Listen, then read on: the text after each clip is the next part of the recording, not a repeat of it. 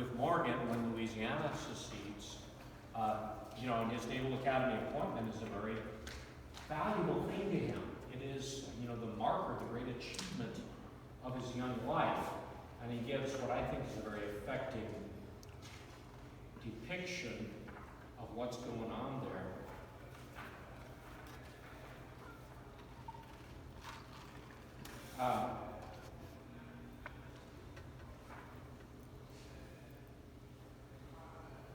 Personally, I was insulted by being informed that Louisiana had been purchased by the money of other states as a man buys a farm and had no more right to secede.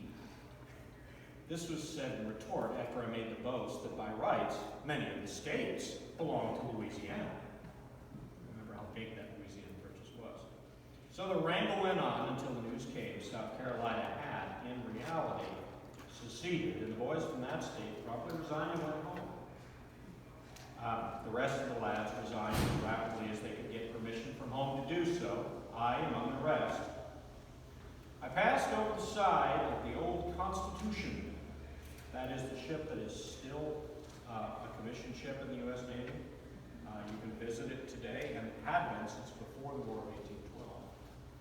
With a big lump in my throat, which I vainly endeavored to swallow, for I had many dear friends among the northern boys, affectionate friendships, some interrupted by death, but a few others which have lasted more than half a century. To my surprise, my captain, George Rogers, accompanied me ashore and to the railway station, telling me as I walked beside him that the trouble would end in a few weeks. I had made a great mistake. Even then, it was not too late if I would ask to withdraw my resignation.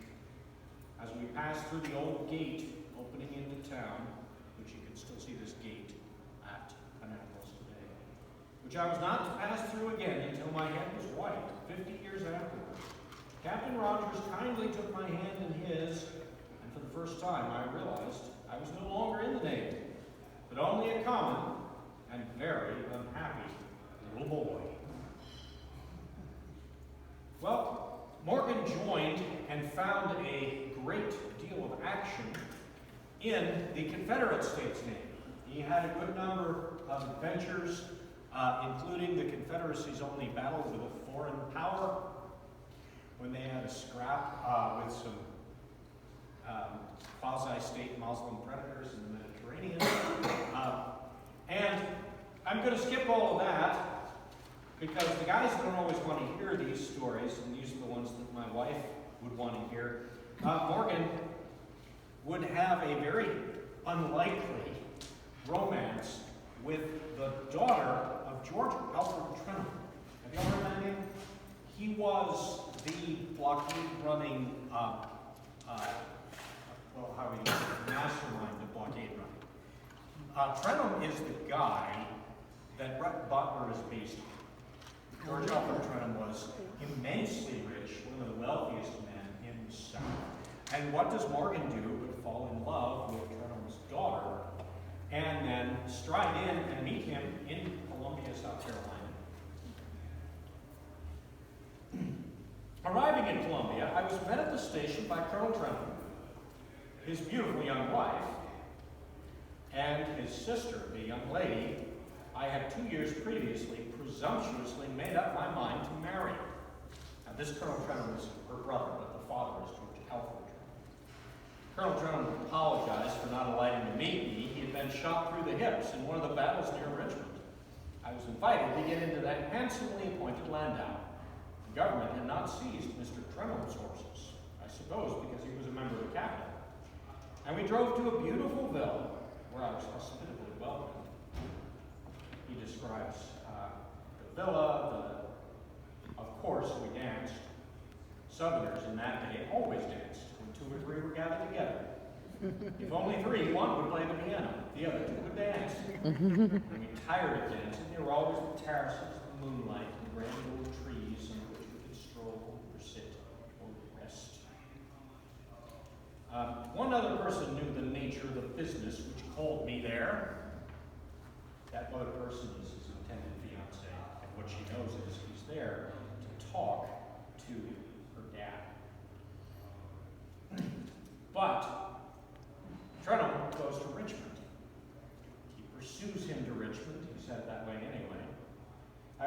Richmond after dark and went at once to the address which had been given me. I had grown 9 inches since I had last seen Mr. Trenholm, and I feared he would not recognize me. He's not exaggerating. He was in that growth spurt phase.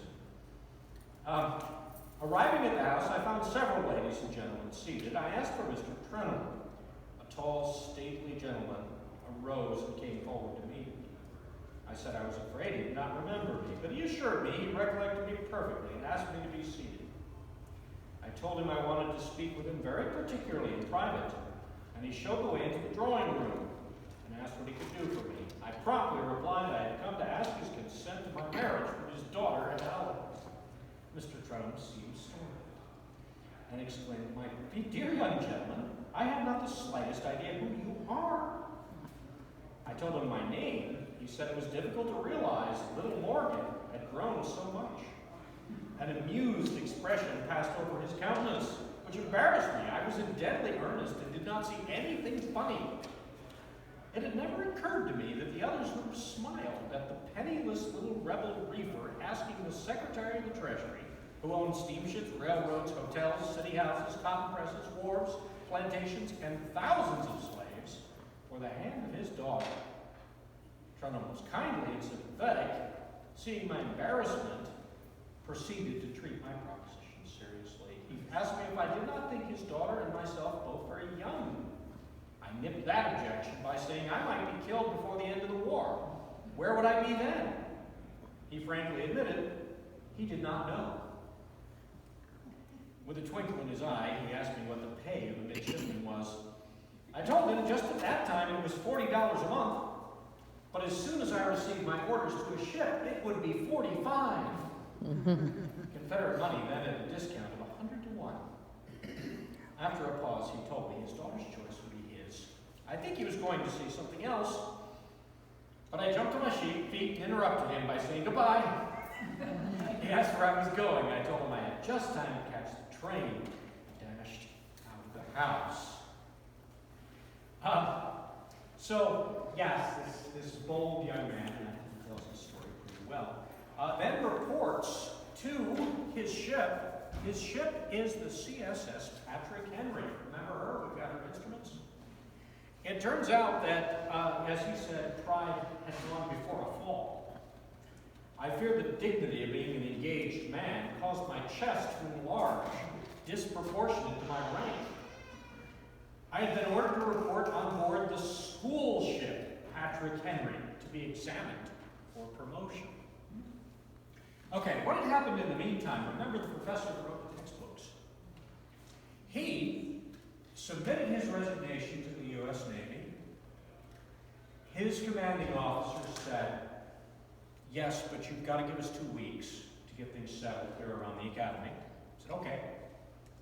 He wound up having a contingent of armed men in Maryland guarding supplies against the secessionists that he intended to join in 2 weeks. Everyone understood that he intended to join them in 2 weeks. He had said so. And yet the Navy fully trusted that he would carry out his mission until then because he was an honorable man, and he absolutely did. Then Parker, promoted to lieutenant in the Confederate Navy, was assigned to a combat command, and I won't go into the details of his fighting during the first couple of years of the war. He was an effective combat officer in the Navy, but Jeff Davis knew about it. And Jeff Davis was a huge fan of military education. As Secretary of War, he took a personal interest in West Point. Jeff Davis got in the way of taking any of the cadets from some of the military colleges and putting them into the Army. He said, "We must not grind the seed corn." He wanted trained military leaders for the next generation in the rising Confederacy. And Jefferson Davis wanted a naval academy. And William Parker was called in and assigned to be the superintendent of this new academy, which would be combined with the fortifications near Richmond at Drury's Bluff, and would include a ship. This ship was the Patrick Henry. She was half sailing ship and half steamship, which was not uncommon at the time. Steamships were driven by coal. Coal was expensive and heavy. If you could use the sails most of the time and sail on and save on the fuel, and then have the fuel when you needed it, that would be an advantage. But they took the Patrick Henry and put extra sails on her that she didn't need, because they were going to train midshipmen, and they wanted every sail configuration possible and extra sets in order for them to work on. Nevertheless, it remained an armed fighting ship, and sometimes actually fought in engagements full of schoolboys.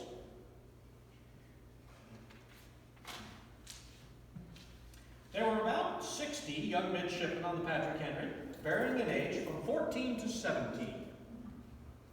They're all younger than any United States Naval Academy midshipman is right now, 14 to 17. Their jackets were made out of very coarse gray cloth, and the food they had to eat was at first revolting to me. If it was not a tiny lump of fat pork, it was a shaving of fresh meat as tough as the hide which had once covered it, with a piece of hardtack and a tin cup of hot water, colored by chicory or grains of burned corn ground up and brevetted coffee. No one kicked about the food. It was as good as, if not better than that the poor soldiers in the trenches received.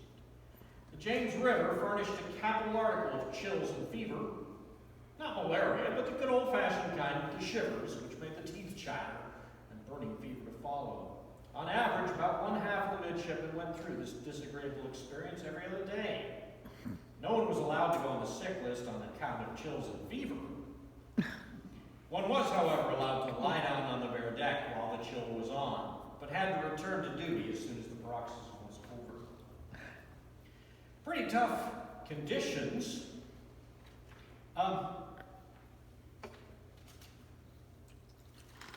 And very interesting classroom experiences, because the midshipmen, while in class, could be called on to send out men to help the artillery that were fighting in the fortifications across the river. And he gives an account. The guns on shore roared and the shells burst. The professor would placidly give out the problem to the youngster at the blackboard, to be interrupted by the report of a gun. He would begin by saying, "If X minus Y is..." "One moment, Mr. Blank. Would you kindly step outside and find out for me which battery it is that is opened up with that Brook gun?" The information obtained, the recitation would be resumed, only to be interrupted by a message from the captain that a certain battery was short of officers and a couple of midshipmen were wanted. It was useless to call for volunteers. Every midshipman clamored for permission to go. These details were given as rewards. Whoever was performing best in the class would be allowed to go do a couple hours of combat at the guns. A remarkable school, to say the least. Also, men from some of the best families in the South that sometimes had money or connections, or else had been selected on account of great merit to attend this naval school. And it was kind of Jeff Davis's pet project. So Davis liked to have midshipmen at his parties. And they frequently would be hobnobbing with some of the bigwigs of Richmond society and their daughters. And volunteers were actually asked for from the Corps of Midshipmen to go and do a special operation in North Carolina, where they were going to take out small boats and storm one of the Union ships there called the Underwriter by night. And that little expedition wound up with hand-to-hand cutlass and pistol fighting on the ships. And people coming back with having been in a fight like that, lost friends there, and going back to school to continue to take their classes. So it's really a remarkable and an odd institution, and I've introduced you to it, and I'm going to fast forward to the end game as Richmond is getting ready to fall. Things are looking bad up there, and the James River where the Patrick Henry had done its patrolling and operating, and the midshipmen were getting their training in seamanship. Well, the James River, they had decided they could not defend, and the best thing to be done with their ships, including the Patrick Henry, would be to deliberately sink them, to scuttle them in the river to block more ships from coming up. This leaves the 4 professors and commandant of the Naval Academy and approximately 60 midshipmen as people with nothing to do. But Jefferson Davis, who, remember, knows them well, has a job for them, and he gives them a particular and delicate task. They're going to be an escort for First Lady Varina Davis and her retinue as they flee from Richmond. And not only are they going to escort the First Lady, but the last wagon of Confederate gold reserves. Is this starting to sound familiar to anybody from South Carolina stories now? Yeah. Before they leave Richmond, Richmond was dissolving into civil disorder. Everything was looking bad. Captain Parker, who'd been in tough spots before, was prepared to do whatever needed to be done to accomplish his mission. That included drawing his revolver on the train crew to say, no, actually we are leaving now, no matter what you think your orders are. He got them all the way to Charlotte, equipped the midshipmen as infantry, and he had some things to say about them in his wonderful memoirs.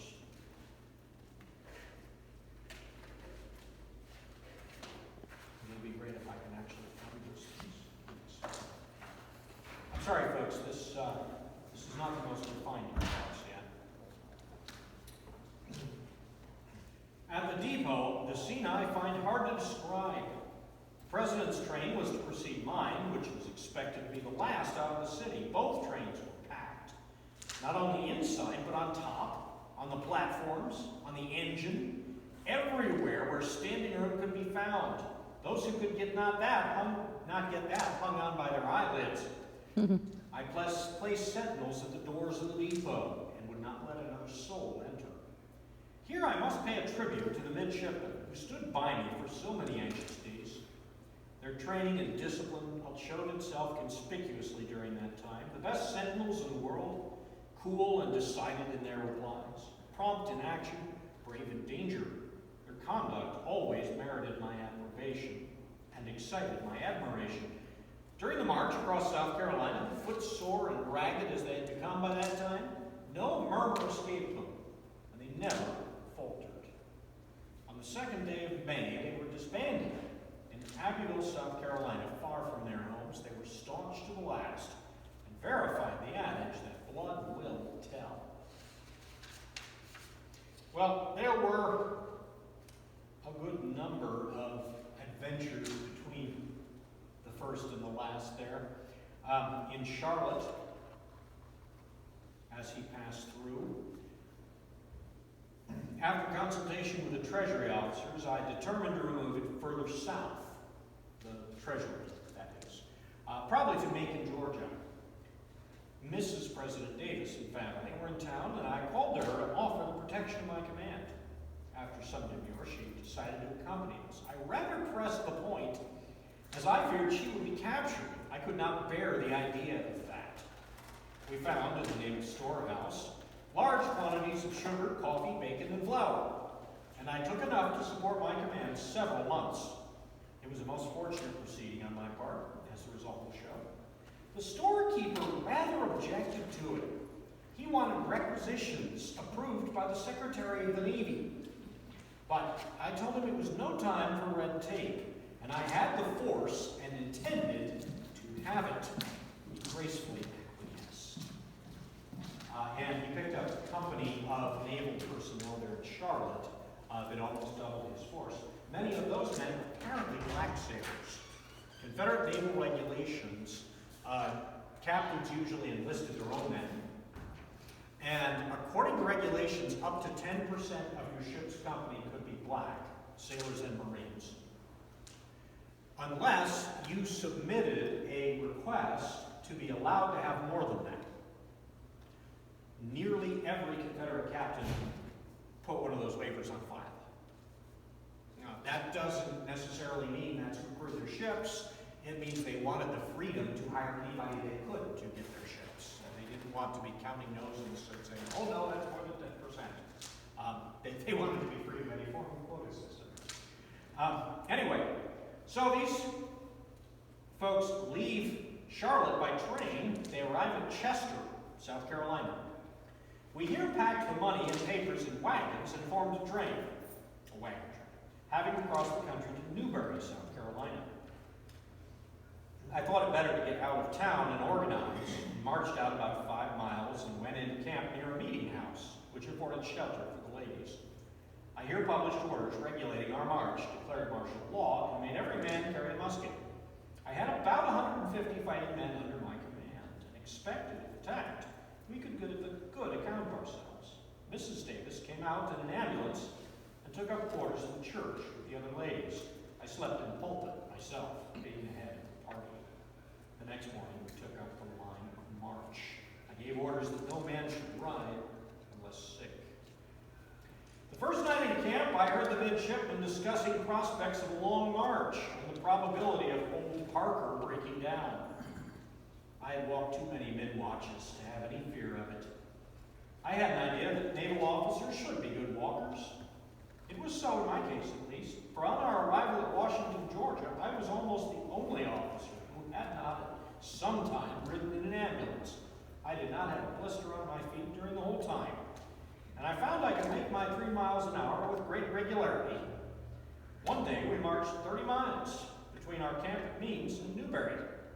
And as I had to be sometimes with the rear guard and sometimes in advance, I did more walking than anyone else.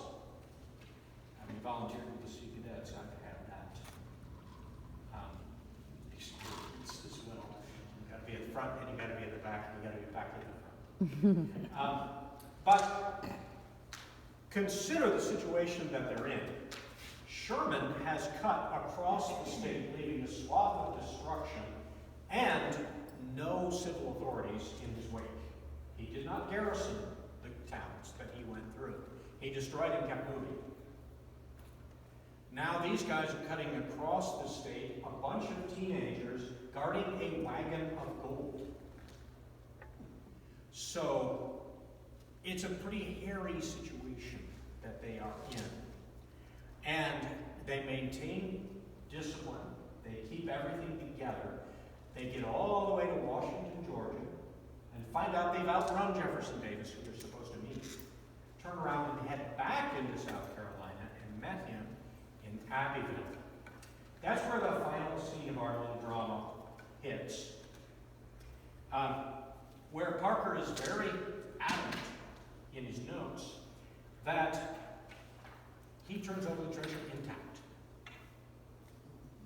Because he gets it signed for, they haven't lost a penny, and within 2 weeks that treasure disappears off the face of the earth.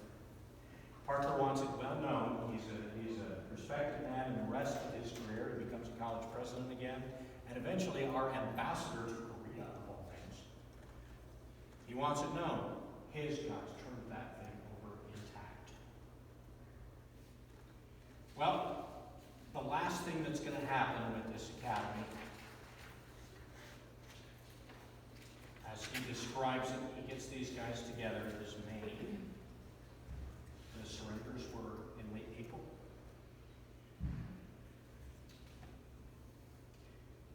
President Davis and his cabinet rode into town and were well received. It was a sad enough sight to me. It reminded me of scenes I had witnessed in Central American revolutions. By order of Secretary Mallory, I transferred the treasure. By Mr. Mallory's order, I then disbanded my command, and the Charlotte Company marched off for home. The midshipmen left in detached parties. An hour after President Davis's arrival, the organization was one of the things of the past. But to show how unwilling we were to acknowledge the fact that the Confederacy was broken, how hard we died, in fact, here is the letter I furnished every midshipman when I bid them farewell. Abbeville, South Carolina, May 2nd, 1865. Sir, you are hereby detached from the Naval School and leave is granted you to visit your home. Report by letter to the Honorable Secretary of the Navy as soon as practicable. Paymaster Wheelers will issue you 10 days rations. Respectfully, your obedient servant, William H. Parker, commanding. Well, that's the end of a formal chapter. It's not the end for these guys. It's not the end for Morgan, who's going to have a distinguished career of his own. And by the way, guess who was part of Verena Davis's retinue with her in the carriage moving across South Carolina? Trenham's daughter. Trenham's daughter. His fiancée is actually in the carriage that they're escorting. And he is going to go on to have worldwide adventures recorded in his book. Parker, as I said, becomes distinguished and tries to help the graduates of his school find work, which is difficult because the U.S. Congress had passed a law saying nobody who attended the Confederate Naval Academy may ever serve in the United States Navy. Like sort of a bill of attainder kind of thing, but they did it anyway. And as for the treasure, well, I guess Morgan got his treasure because she was riding in the carriage. As to the rest of it, twice a year somebody comes to the museum hot on the trail of lost Confederate gold. And I always wish them well. So, thank you all for coming to the end. I haven't been long. Do I have time to take a question or two? Thank you. Yeah, Who said that? yeah. I was very amused. There are several. I know Mary Dozier taught history, and I taught history, and maybe some of you ladies did, but when you said character, they think Rhett Butler was based on such and such a character. Right. Well, a little quirk, they think that Scarlett O'Hara may have been based on, I believe, the mother of President Theodore Roosevelt. Just certain things that Margaret Mitchell said, which I've always thought was fascinating. I love her, but she spent the war in New York City. Her brothers were in the Confederate Navy. Would it have been his grandfather? His It was his mom. mother. It was President His Theodore mom. Roosevelt's mother. New York City Police Department came and knocked on her door Okay. because she was flying a Confederate battle flag out her apartment window Okay, gotcha. in New York City in the middle of the war. Yeah, okay, Yeah, all right. So it was his mother, yeah. I don't know. Scarlett's not a very admirable character. Oh, so- she is. Okay, well, but yeah, and Teddy had a lot of connections with the Confederates. He did, yeah. And a lot of connections with our museum. He's the reason we have many of the flags we do, because in 1905 we gave an executive order to return the ones being held in Washington to their home states. That's interesting. And by the way, I mentioned the instruments of the Patrick Henry. Obviously, I believe they made it into our state with the midshipmen when they traveled across the place, and one of them must have at some point transferred it to our museum. Came in pretty early, so the paperwork's not pretty. I have one quick question. Okay. I'm embarrassed to say, the last time I went into the Confederate Relic Museum, it was located on the university. Oh, good. That means you have a treat coming. We have more than twice as much exhibit space, and I think a far more professional presentation. It's been quite a while. So Yeah. We are co-located in the same building with the State Museum. That's what I thought. We're not part of the State Museum. You don't have to pay for it. You don't have to pay their So commission.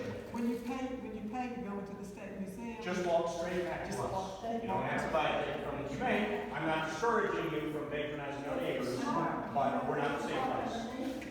No, I actually we read just walk that out book. and take our.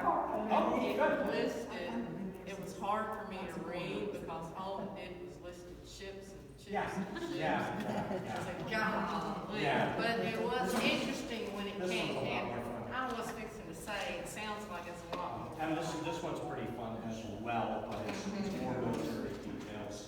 But as far as the